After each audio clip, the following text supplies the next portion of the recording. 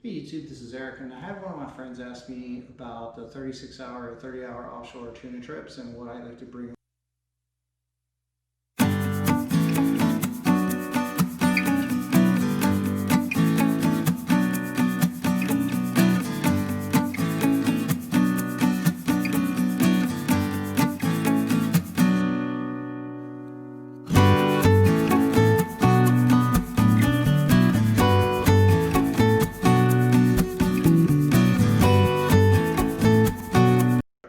So what I thought I'd do is just do a quick video and show you what I like to bring. And I'll start out with my tackle box. So the first thing I actually do is I just got a milk crate from like the container store, and I zip tied 4 PVC pieces of pipe into each corner. And what I do is I use that to hold each of my rods. And you'll notice I have one rod tube empty. Typically I use that for a light freshwater rod. What I'll do is I'll go there the night before. I'll use that Sibiki rig to tip with shrimp to catch live pinfish. You know, catch like two or 3 dozen and put them in an aerated bucket and bring those to the boat and put those straight away into the live well. The next thing I'll do is I'll bring basically 3 combinations. I'll bring number 1, a conventional reel. So this is an Ocean Jiggers, probably one of my favorite reels ever from Shimano. You'll notice it has indicator braid. So this braid basically changes color. So I use this primarily for my jigging and chunking so that I can know exactly how deep I'm jigging. I also use it in the daytime to catch vermilion. I'll talk a little bit more about that. The second rig I bring is a popping rod. This one I don't have a reel on, but generally what I'll do is I'll put a 10,000 series reel, so like a Saragossa 10,000. I'll put one of those on here with about 50-pound braid. I set my drag pretty light, 8 to 10 pounds, so 50 pounds more than enough. And what I like about 50 pound is it's a little bit lighter, a little bit flimsier. And I can cast a little bit further when I'm trying to toss those halcos or those poppers out there to break a tuna. And then the other combination that I'll bring, I like to jig, so I'll also have indicator line on this one. Typically, I use a bigger reel, a 20,000, because sometimes if we're out deep and the big eye are running, you have to get down 400 feet or more. And if you hook a big fish at 400 feet, you need to have that extra line capacity to fight that fish. So that's the other thing that I'll bring. So typically those are my 3 combos. I'll do like a 10,000 or an 18,000 size reel on this one. The main thing on this one is just making sure you have at least 300 yards of line capacity. Sometimes we'll do deep drops in 600, 650 feet of water. So you need that extra line capacity to get down to the bottom. So then I'll talk a little bit about the tackle I bring. And one of the things that I bring, honestly, is this little case. And the way I have this set up, there's basically 4 things or 4 ways that I fish. Number 1 is I chunk. Number 2, I'll use a lot yummy, and I'll just free line a yummy out there, yummy flying fish out there, so that it'll pick up any tuna that are feeding on top if I don't have any live bait. I'll also throw jigs, and I'll throw either poppers or halcos. And honestly, the way I prefer to fish is the exact opposite. So my favorite thing to start out with is a popper. This is an old Strike Pro tuna hunter. You can't find these anymore, but there's plenty of local tackle shops that make good tackle, good poppers. So actually one of them is right here with Striker Tackle. They make some really good, and I know it's upside down, but I'm not gonna flip that case over.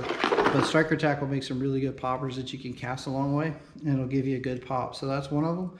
So generally, when we pull up to the rig, the first thing I'm going to do is I'm going to start to throw a popper. And if I'm getting any tuna hits on the popper, great. If not, the next thing I'll do is switch to a halco. So these are halcos, and if you've been on 360 at all, you've heard a lot about these lures. These are fantastic lures. I've caught more tuna on this than any other lure. The challenges of what everyone says is the hooks that come with these are garbage. Unfortunately, if you get even a medium-sized blackfin, it'll completely twist your hooks up into a pretzel and you won't be able to reuse them. So I've replaced these hooks with Owner ST66. You can see these are super stout hooks. And this is a size 2.0, which is a perfect size for this halco. So make sure when you get your halcos, replace the hooks. They come in a variety of colors. I probably have one of every color. They're inside this box. And that's generally the first thing I'll do is I'll start throwing a popper or start throwing halcos. If you've never seen a 60-pound tuna come out of the water and smash your popper, once that happens to you, you're kind of hooked for life. The next thing that I do, if there's nothing busting up on top and it looks like the fish are feeding deep, is that we'll start jigging, or I'll watch what people are doing if they're jigging. This is one of my favorite jigs of all time. This is actually given to me by a deckhand on the new Buccaneer. My first tuna trip with them, and I think I caught 14 blackfin that trip, and I think I had 5 or 6 in a row, where every drop I was catching a blackfin. This is actually, the paint's been completely worn off. It's actually completely white. I just painted this with glow-in-the-dark paint, so I would have that paint on there. So this is my favorite lure to catch blackfin. And what I do is I carry those similar lures. It's kind of like a herring jig. This is a Williams herring jig, and this is a OTI Jagger 400 gram. So I carry different sizes because depending upon the current requires, if it's strong current, it's going to push your jig out sideways. So you need those big heavy jigs to get down deep. The other jig that's really awesome, and this is from Fast Flight Tackle, is one of those flat fall jigs. And you really need to use this on a conventional rod and just let this sink and flat fall down. But this is really amazing. I think on one trip where we really didn't do well, Nick from Fast Flight, I think he caught like 14 or 15 blackfin on his own lure. The other lure that he has that I also like is a big speed jig. This is the Ham Sandwich 250 gram jig. I was fishing next to him. This is the first thing he drops when it's AJ season, because if there's AJ down there, they'll go and attack this. So if you want to catch AJ, this is a good jig to use as well. The other thing that I use at night is just a bedtoe speed jig. I always like the glow colors, either chartreuse or the pink. Just have different size weights, because again, you never know what the current's going to be. They come in a 5 ounce, 7 ounce, 9 ounce. These are 2 7 ounces, but I generally carry 5, 7s, and 9s. The last thing that I also use that a lot of people use for blackfin especially are these diamond jigs. Either the straight stainless diamond jig, and I tip this one with a rubber squid that glows in the dark, or the hammer diamond jig. I think the last trip I was on, Tuna Hammer had one of these that was glow in the dark, and he caught, I don't know, I know he limited out on the yellowfin, but I think he caught like 6 over the whole trip using that glow in the dark hammer jig. So that's a really awesome jig to have in your arsenal as well. The other thing that I use for tuna is just a variety of swim baits. Again, I've got some different poppers. This is Smith Baby Runbow. This is an Orca Oshia, or this is a Shimano Orca, Shimano Osha. I got Sibikis, Brabus Sibikis, more Smith Baby Runbows, a couple other of the major swim baits. So those swim baits are really good. It's good to have a variety. You never know what size bait they're going to be feeding on. But again, my go-to lure, if I only had to pick one lure, would always be the Halco. The other thing that I always keep in mind is, again, get good indicator braid. This is the cheap stuff because I was using it to spool an electric reel. But make sure you have good indicator braid that you can use. It's really important when you're jigging to know exactly how deep you are. The other thing that I do is in the daytime, there's a strategy for daytime fishing as well. What I like to do is I like to go for scamp. So generally the first thing I'm going to drop is one of my live pinfish to see if there's any scamp down there.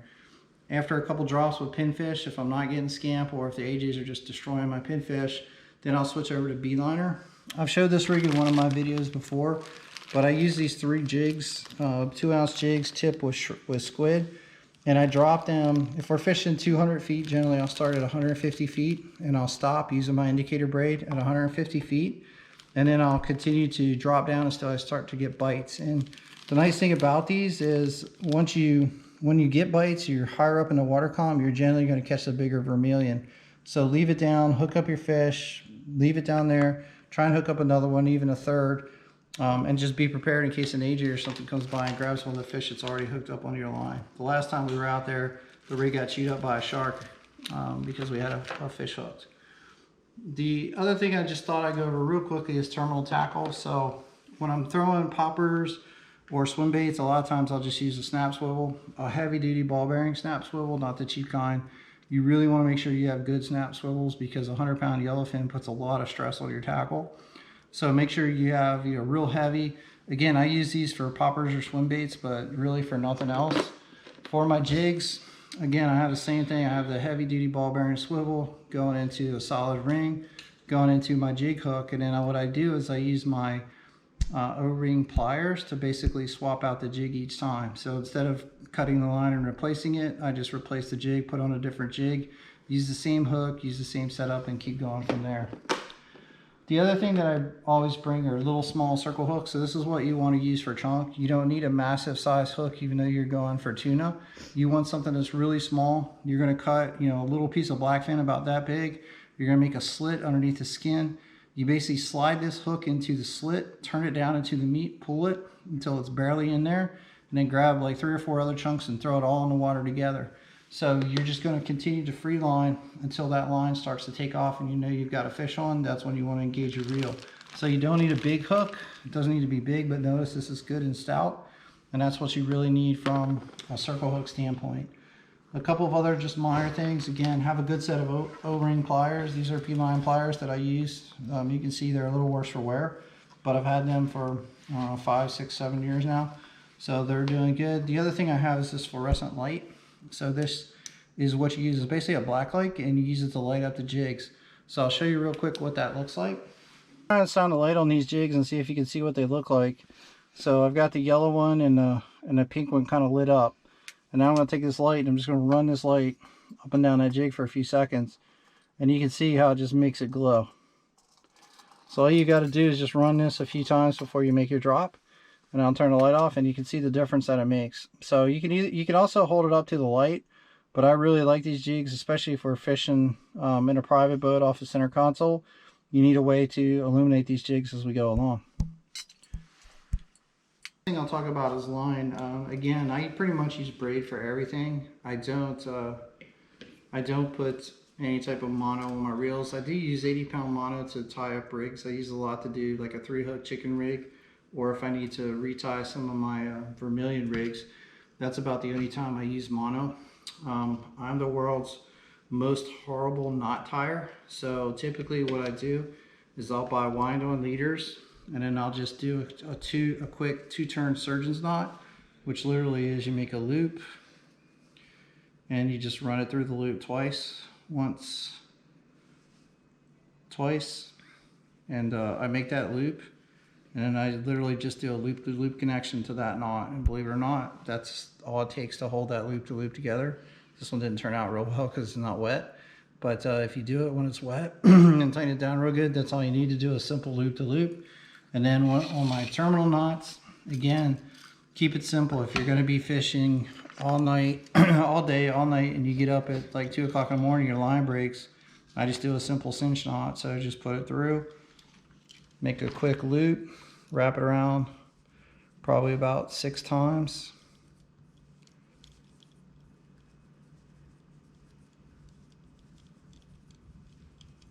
And then pull it through. And just make sure it's wet before you pull it through, and that should cinch down. And you know, if anybody knows Sammy from Salty Water Tackle, I mean, that's what he uses to chase bluefin. So if it'll hold up for a bluefin, guarantee it's going to hold up for Gulf of Mexico yellowfin. So again, that's really the only knot I ever use when I'm out on the boat. That keeps life super simple when you're out there. So just wanted to give you guys a perspective on what I do and how I fish when I go out there. I hope this was helpful. I hope this was beneficial. I hope you enjoyed it. So if you did, you know, like, subscribe, and hope to see you out there on the water. Thanks very much.